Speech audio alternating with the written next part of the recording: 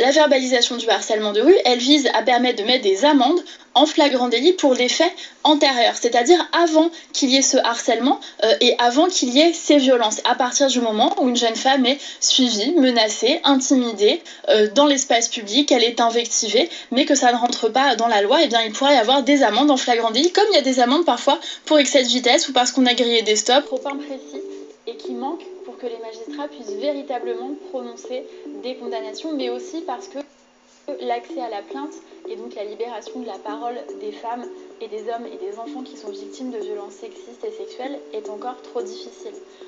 Je fais cette vidéo aujourd'hui car vous avez dû l'entendre, il y a une nouvelle loi qui est passée, une loi Chiappa, qui rime avec caca. Est-ce une coïncidence? Je ne pense pas.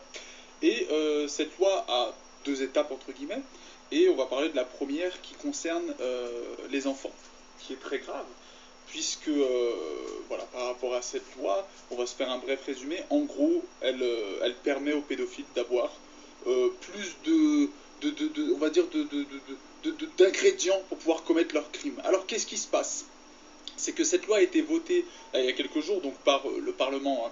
Le Parlement, hein, c'est même gens qui dorment pour la plupart du temps, et quand ils dorment pas, ils votent des lois comme celle-ci. Donc je commence à me poser la question si je préfère pas qu'ils dorment ou qui voilà, parce que quand ils sont réveillés, ils disent beaucoup de merde. Donc voilà, vaut mieux qu'ils soient, ouais, mais ils sont quand même payés à dormir au Parlement. Enfin bref, c'est un autre débat.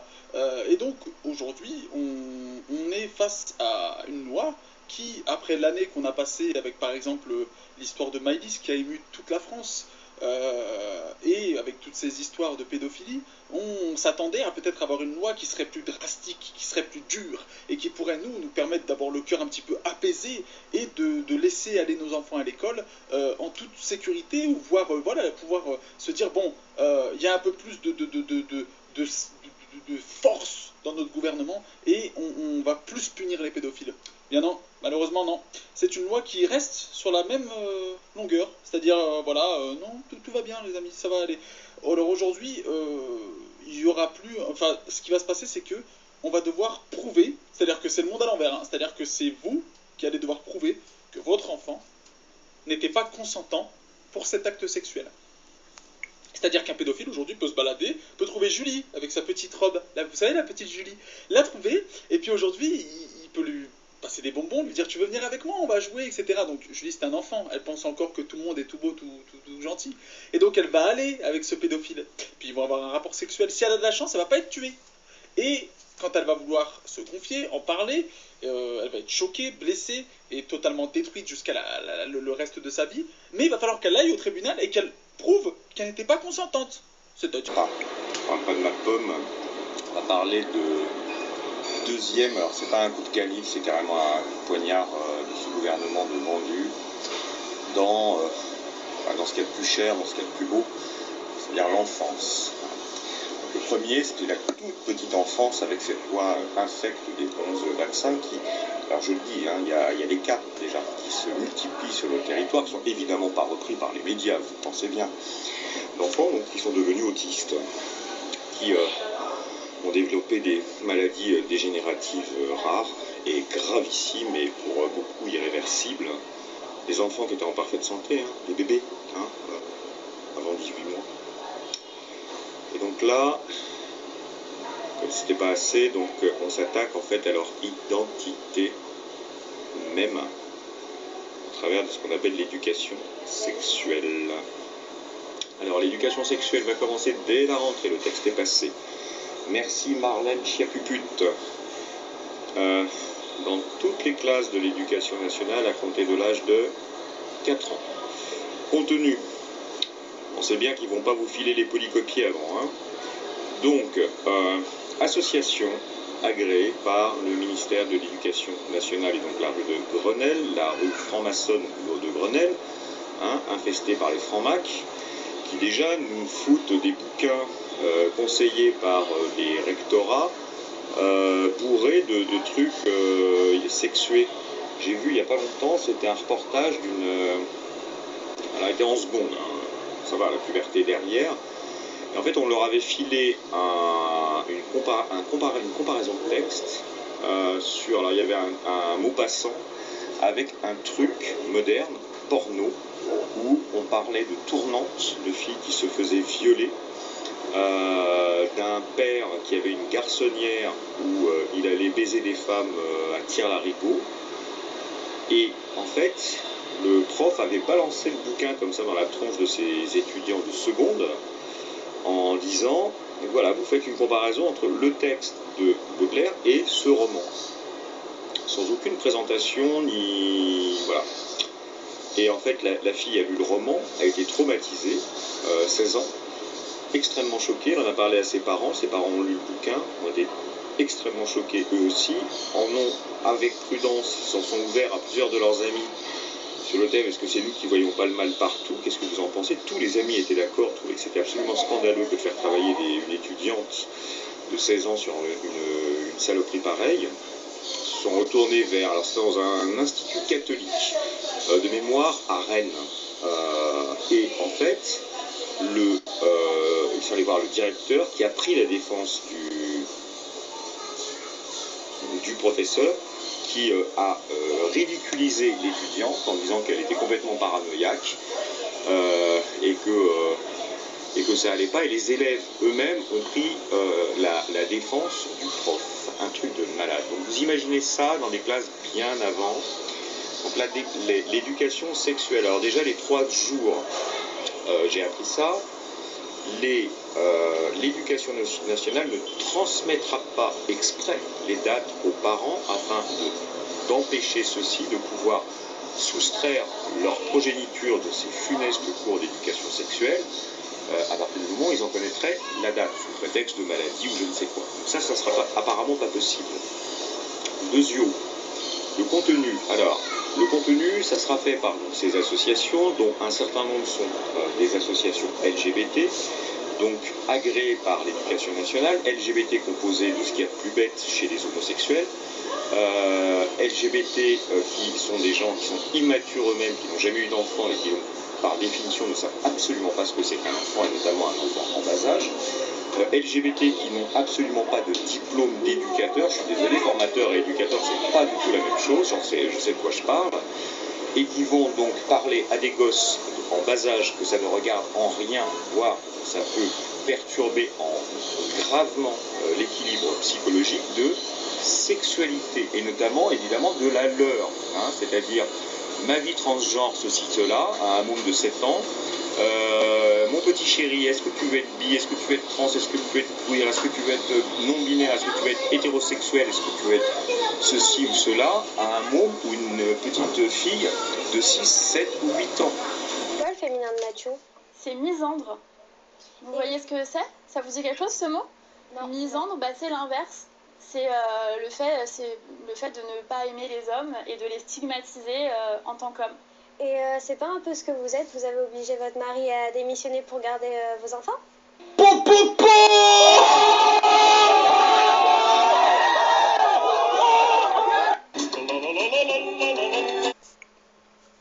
Bonjour à tous. Bon, là je vous ai fait une petite compilation pour vous parler de cette loi Chiappa. Vous avez entendu Christophe Blond hein, et d'autres internautes hein, qui critiquent cette loi et ils ont entièrement raison. C'est désormais officiel, hein, à la rentrée, tous les enfants de 4 ans seront sensibilisés à certaines valeurs dites sexuelles par des associations dites LGBT.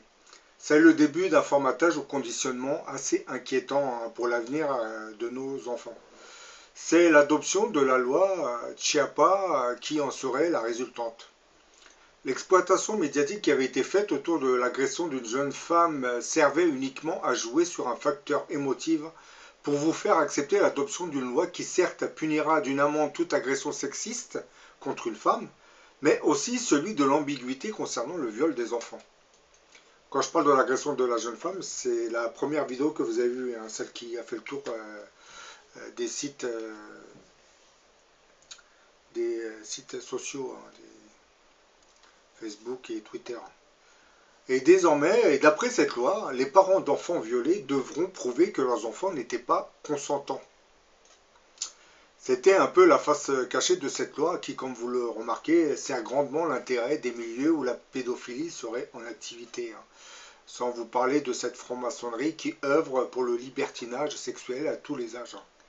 Ceux qui se cachaient, du moins qui se cachent toujours, derrière les médias qui avaient surmédiatisé l'agression de cette jeune femme agissaient pour faire accepter l'adoption d'une loi qui couvrira, judiciairement parlant, les agissements de certains milieux pédophiles. Et beaucoup de ces réseaux de pédophilie alimenteraient en enfants les milieux aisés de notre société. On en trouverait dans le monde de la jet-set, de la politique, de certains fonctionnaires d'État qui comprendraient des ministres, des maires, des magistrats et bien d'autres. Et certaines de ces élites auraient un dénominateur commun, ils flirteraient tous avec les idéaux de la franc-maçonnerie. Quand je dis ils flirtent, beaucoup d'entre eux sont carrément intégrés dans les loges franc-maçonnes. Oui, oui. Donc cette loi Chiappa aurait indirectement été réclamée à l'élite de la franc-maçonnerie par certains de ces réseaux dits pédophiles, mais ça a été réclamé assez subtilement, pas directement bien entendu. Ce genre de lois nous font entre autres croire que notre gouvernement travaille en pensant à notre bien, alors qu'en réalité toutes ces mesurettes seraient exploitées pour faire diversion afin de ne pas débattre des vrais sujets qui fâchent. Les sujets qui sont liés à l'activité économique de notre pays, qui, comme vous le savez, est en crise depuis 2008. Et je ne parle pas de la crise sociale dans notre pays. Donc ce genre de loi comme celle de la légalisation des mariages gays par Taubira sont là pour faire diversion, pour que nos gouvernements ne puissent pas trop débattre de ces sujets sociaux qui, comme vous le savez, seraient dus à l'injustice que génère notre propre système économique. Comme nos pays surtout sont sous l'influence et la dominance de puissantes oligarchies qui en contrôlent l'activité politique et économique, nos hommes politiques sont devenus que des marionnettes entre leurs mains. Donc, pour ne pas froisser ces oligarchies, qui, bien entendu, ces hommes politiques composent aussi une partie de ces oligarchies, pour ne pas froisser ces oligarchies, eh ben, on va jeter en pâture des sujets comme le mariage gay, comme la loi Chiappa. Vous allez en avoir d'autres, vous inquiétez pas, tout est fait pour vous divertir, c'est-à-dire pour faire déviation. Ce sont des sujets qui sont là pour nous détourner de ces vrais problèmes sociaux. Parce que si nos gouvernements se mettaient à débattre réellement de la réalité, de la cause de ces problèmes, logiquement, ils seraient obligés de s'attaquer à ce système économique. Mais comme nos oligarchies, une partie de nos hommes politiques profitent assez aisément de ce système économique, ils ne vont pas trop en parler. Donc pour occulter ces problèmes, on va vous diffuser ce genre de sujet, comme vous le savez. Sinon, vous avez le terreau habituel qui est celui des problèmes liés à l'immigration. Bon, je ne veux pas vous refaire le blablabla de ce qui gravite autour de l'immigration. Logiquement, quand on parle de l'immigration, on parle de l'immigration maghrébine, musulmane, donc on va parler du voile islamique, on va parler du halal, on va parler des prières de rue, on va parler de ceci, de cela, tout ce qui a trait à cette communauté musulmane. Et pendant qu'on va vous focaliser sur le danger de l'islamisme dans ce pays, eh ben, notre chère oligarchie, elle va accélérer la privatisation des entreprises du pays. Bah oui, c'est logique. Pendant qu'on vous médiatise de faux sujets, eh ben les problèmes vont s'accentuer. Donnons un peu la parole à cette Marlène Schiappa, qui n'est qu'une marionnette, bien entendu, entre les mains d'une institution franc-maçonne qui décide des lois du moment. Comme ça a été le cas avec Madame Taubira, parce que Taubira, on nous dit c'est elle qui a... Non, c'est pas elle, c'est tout un système qui se cachait derrière, qui est sous l'influence des mouvements LGBT, les mouvements homosexuels. Pourquoi ces mouvements ont commencé à avoir de l'ampleur dans notre société? C'est que ces mouvements homosexuels, faut dire ce qui est, vous avez beaucoup d'homosexuels qui gravitent autour de la jet-set, autour des médias, autour des hommes politiques. Donc ce sont des gens influents. Donc c'est logique que ces gens influents arrivent à imposer des lois comme celle de Chiappa ou celle du mariage gay. C'est du lobbying qui travaille, qui agit. Hein. Si les hommes politiques, surtout François Hollande, a permis la légalisation du mariage gay, bah, c'était comment dire, un calcul stratégique. Hein. C'est parce que déjà, il savait très bien qu'en créant cette loi, il allait nous détourner des vrais problèmes sociaux. D'ailleurs, lui-même, quand il était au pouvoir, il savait très bien qu'il n'avait aucun pouvoir, il n'allait pas vraiment gouverner. Hein, parce qu'il s'est rendu compte que le pouvoir des milieux financiers était tel qu'on ne pouvait rien faire contre eux. Donc, pour amuser la galerie, bah, il va nous parler du mariage gay. Ça va occuper l'esprit de millions de personnes pendant des semaines et des semaines. Les magazines vont en parler, alimenter, entretenir tout ça. Hein. Et pendant ce temps, la crise économique, le chômage, hein, les entreprises qui ferment, les licenciements, les loyers qui augmentent, les autoroutes qui se privatisent et les banques, les crédits bancaires avec des taux d'intérêt incroyables qu'on doit payer par l'intermédiaire de nos impôts, tout cela, on ne va plus en parler. Eh ben oui. Parce que Hollande, il a été assez érudit, hein. Il savait très bien qu'il n'allait vraiment pas gouverner, d'ailleurs il n'a pas gouverné. Hein. La seule chose qu'il a fait quand il était au pouvoir, c'est de créer des cérémonies pour la fin de la Première Guerre mondiale, la fin de la Deuxième Guerre mondiale, etc. etc. Avec les attaques contre Charlie Hebdo, c'était le seul moment. Parce qu'en attaquant Charlie Hebdo, on a attaqué la franc-maçonnerie indirectement. Comme Hollande était franc-maçon, logiquement, il allait mobiliser tout le pays, hein. Bah oui. Bon, revenons un peu à cette Marlène Schiappa, qui n'est qu'une marionnette, comme je viens de le dire, entre les mains d'une institution franc-maçonne qui décide des lois du moment. Mais ne rions pas trop sur ce qu'elle dit, car l'enjeu est grave, d'après elle. Je ne pense pas qu'elle évoquait le nombre de chômeurs qui va augmenter encore moins celui des loyers qui augmentera tout autant. Mais non. Marlène Schiappa faisant en fait allusion à la sexualité de nos enfants. L'enjeu est grave.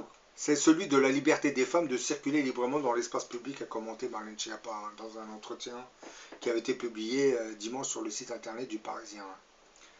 La secrétaire d'État chargée de l'égalité entre les femmes et les hommes avait rappelé que le droit actuel sanctionne le type d'agression dont avait été victime la jeune femme. Vous voyez de quoi je parle? Je parle de la jeune femme dont vous avez vu le petit extrait. Mais ajoute-t-elle, la grande nouveauté est que la loi va permettre d'agir en amont pour empêcher cette violence. C'est primordial en interdisant le harcèlement de rue, en sanctionnant par une amende de classe 4 les outrages sexistes, on abaisse le seuil de tolérance. On dit qu'il n'y a plus de fatalité. Hein. Et d'expliquer que les premières amendes devraient être mises dès l'automne. Le projet de loi contre les violences sexistes et sexuelles, voté en mai par l'Assemblée nationale, visait à créer un outrage sexiste pour le harcèlement de rue, passible de 90 € minimum d'amende immédiate. Donc maintenant, je pense que vous avez compris qu'en réalité, ça, c'était le prétexte, la violence des femmes. Parce que dans cette loi, vous avez ce petit passage qui explique que maintenant les enfants qui se feraient violer devraient prouver qu'ils n'étaient pas consentants et qu'ils avaient accepté.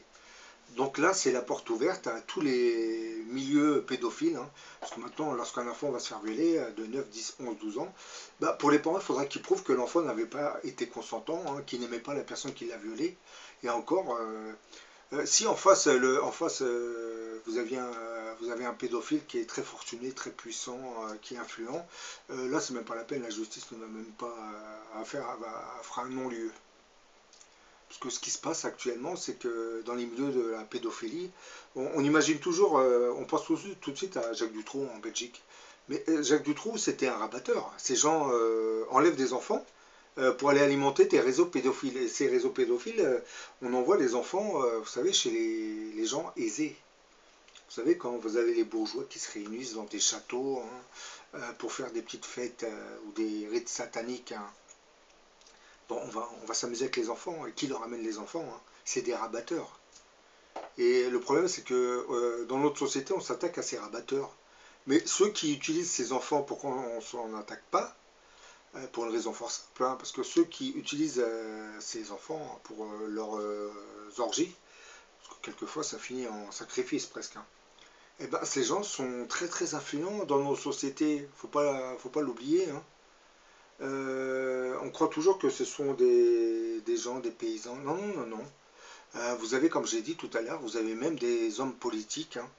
Vous avez des gens très très riches, hein, qui sont assez aisés, des banquiers, des notaires, des avocats. Vous savez, tous ces milieux, en réalité, pourquoi nos médias censurent? Parce que déjà, au niveau des médias, c'est pareil, hein. Vous avez entendu parler de l'affaire de Luc Besson, hein, avec ses mœurs complètement dépravées. Et là, c'est qu'un exemple. C'est qu'un exemple. Le monsieur qui demandait à des femmes de faire des voix de petit enfant. Oui, voilà, c'est vraiment perversion dans son abaissement le plus total. Donc là, vous venez de comprendre, hein, regardez, j'ai illustré cette vidéo par Chiappa, hein, qui dit « La seule règle est de ne pas avoir un regard trop appuyé sur l'enfant durant l'acte ». Qu'est-ce que ça veut dire, ça? Ça veut dire que la personne qui est en train de violer un enfant, il ne faut pas qu'elle regarde intensément. C'est incroyable.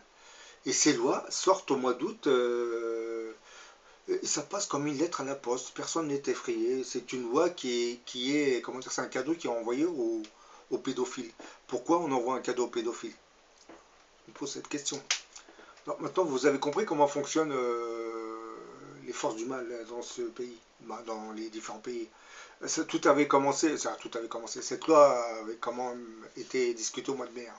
Elle n'a été votée qu'au mois d'août, hein, parce que de mai à août, comme nos chers hommes politiques n'ont pas vu de mobilisation intensive, hein, puisque vous savez qu'on occupe les antennes avec de l'immigré, hein, du Daesh, hein, du Benalla, donc pour occuper les esprits, pour que les gens ne se mobilisent pas contre ce genre de loi, on les occupe avec d'autres sujets. Et comme ils ont vu qu'il n'y a pas eu de mobilisation générale, et ben, au mois d'août, cette loi a fini par être votée. Bah oui, ça marche comme ça en général. Donc on a commencé par vous faire montrer, pour valider, hein, ce genre de loi, vous faire montrer cette femme qui s'est fait gifler par un inconnu, hein. Ensuite, ça a créé un buzz qui a alimenté plusieurs sites internet, hein, sur tous les réseaux sociaux. Et on s'est servi de l'émotion comment dire, que nous avait fait voir cette femme agressée, hein, pour vous faire accepter la nécessité d'une loi qui sanctionnerait ce genre de violence. Mais le problème, c'est qu'en réalité, à travers ce genre de loi, certes, là, c'est une agression que vous avez vue. Mais bientôt, c'est que, admettons qu'une femme marche en maillot de bain, si vous la sifflez, vous recevrez une amende. Le policier va venir vous mettre un PV. Oui, vous avez sifflé cette femme qui est en maillot de bain. Bon, c'est qu'un exemple, hein. Là, c'est vraiment un exemple extrême, hein, parce que vous n'allez pas voir des femmes en maillot de bain dans les rues de Paris, hein, c'est qu'un exemple. Bientôt, vous allez voir des femmes avec parce que vous savez que la mode, ça se dégrade de jour en jour, hein, avec des sortes de jupes qui seront vraiment des maillots de bain, hein.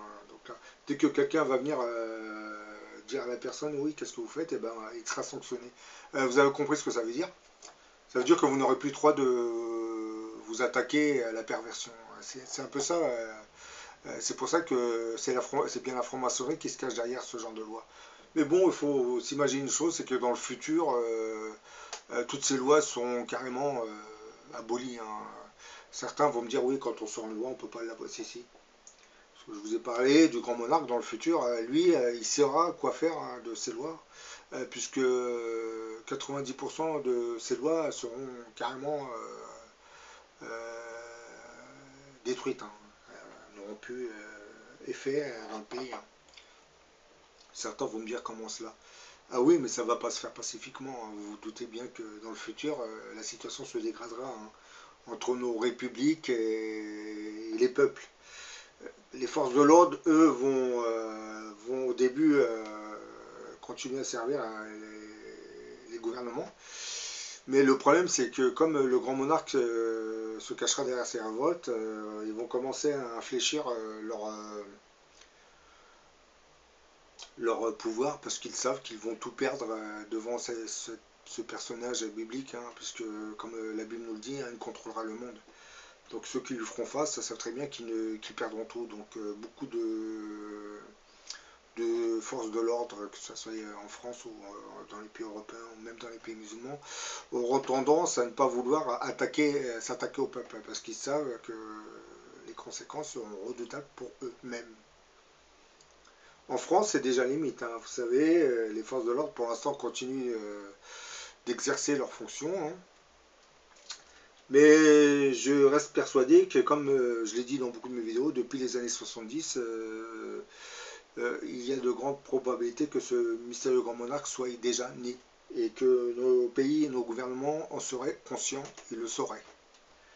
Sauf qu'on n'en parle pas parce que je pense que c'est lui-même, celui que vous appelez grand monarque, qui a demandé de ne pas l'approcher avant l'heure établie.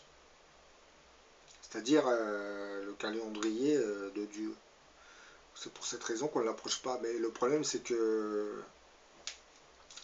les forces du mal en profitent pour légaliser le maximum de lois avant qu'il approche.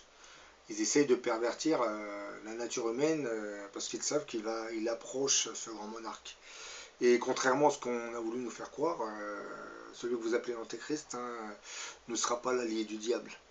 Puisqu'il va commencer à s'attaquer à tout ce que je viens de vous dire. Hein, puisque dans l'Apocalypse de Saint Jean, chapitre 17, on nous précise que la bête et les 10 cornes, c'est-à-dire ces 10 généraux, s'attaqueront à la grande prostituée de l'Apocalypse. Et qui est cette grande prostituée de l'Apocalypse? C'est un système ultralibéral qui légalise ce que les religions avaient toujours condamné. Et quel est le système qui légalise, comme là par exemple je parle du mariage gay, de la loi de Chiapa? Le seul système, vous l'avez compris, c'est la démocratie. Et voilà pour quelle raison nos gouvernements n'osent pas parler de ce grand monarque, parce qu'ils savent que déjà nos gouvernements et nos républiques laïques seront déjà les ennemis de ce grand monarque. Donc en voulant en parler de ce grand monarque, ils savent très bien qu'il parle d'une personne qui va se débarrasser d'eux. Donc ils n'ont pas l'intention de lui faire de la publicité. Hein. Et s'il est en France, je pense que les loges franc-maçonnes, les lobbies, l'oligarchie, fera tout ce qui est dans son pouvoir pour l'empêcher d'approcher le réseau médiatique. Le problème, c'est que ce grand monarque ne va pas passer par le réseau médiatique. Hein. Ça va se faire le plus naturellement du monde. Puisque comme je l'ai dit, hein, comme c'est l'algorithme, le logiciel de Dieu, hein, ça va se faire d'une manière qui va impressionner tout le monde.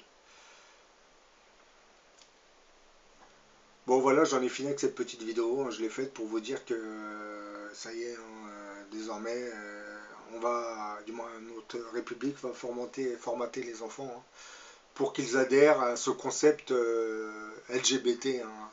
C'est un logiciel. Hein. On essaye d'obliger les jeunes enfants à accepter l'homosexualité dans nos sociétés. Et c'est exactement ce qui avait détruit les cités de Sodome et Gomorrhe. Hein. Donc je ne vais pas vous faire un dessin sur notre avenir. Hein.